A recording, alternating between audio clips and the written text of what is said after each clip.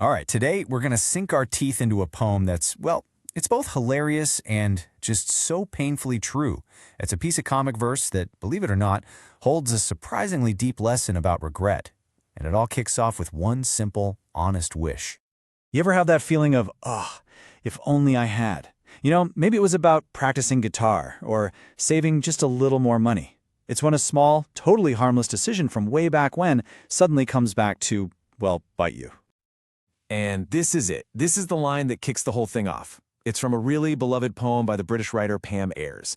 It's just so direct and honest, right? It immediately sets the stage for a story about being young and carefree and then having to face the consequences as an adult. So the poem starts by taking us right back to our childhoods. That sweet, sticky, and what felt like a totally consequence-free world of treats. The poem's entire journey is really built on this huge contrast. It starts with the pure, simple joy of being a kid, all those amazing sweets, and it ends with the harsh, cold reality of all the dental problems that came later. This clash between pleasure and pain, that's really the heart of the whole story. And Pam Ayres doesn't just mention sweets in general. No, she gives us this incredibly specific and nostalgic list. Toffees, gobstoppers, sherbet dabs. You can almost taste them just hearing it. This kind of detail makes the memory feel so real and the indulgence so, well, indulgent. It really highlights how little thought was being given to what might happen later.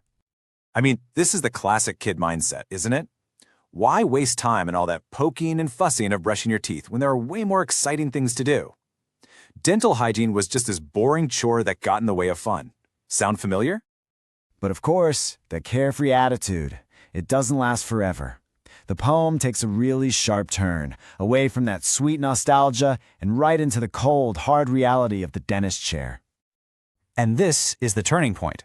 The poem describes how with every sweet treat, she was paving the way for future trouble.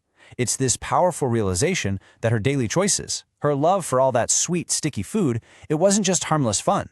Each one was like laying another stone on a road that led directly to a whole lot of pain. And man, what a future it is. The language gets so much more intense here. We go from lollies and toffees to cavities, decay, injections, and drillings. She even calls it the murder of fillings. The pleasure from the past is just completely wiped out by the pain of the present.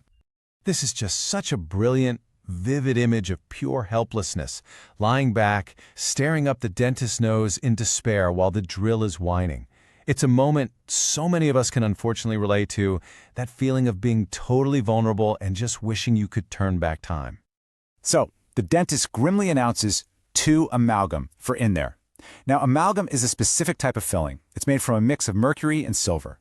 But what's really clever here is that the poem misspells it as amalgam, which just makes the whole scene feel so much more real and conversational, like how someone would actually say it.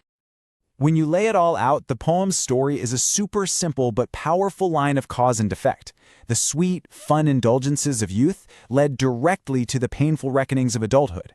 There's just no escaping that direct link between her past actions and her present suffering.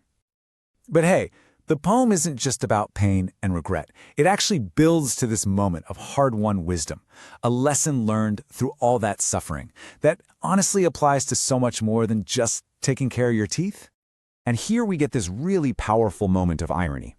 As a kid, she laughed at her mother's false teeth, probably never imagining for a second it could happen to her. But now, she realizes that that exact same future is beckoning.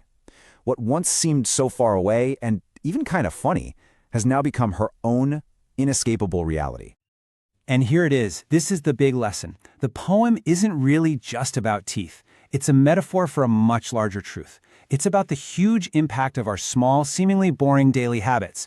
All those poking and fussing things, like brushing your teeth or saving a few bucks or studying for an extra half hour. Those are the things that prevent massive, painful reckonings down the road. So, that leaves us with one last question to chew on. Beyond your actual dental health, what's the tooth in your life? What's that one thing that needs that small, consistent care today to help you avoid a bigger pain tomorrow? Could it be your health, your finances, a relationship? It's a really powerful question to think about, all inspired by a funny poem about gobstoppers and fillings.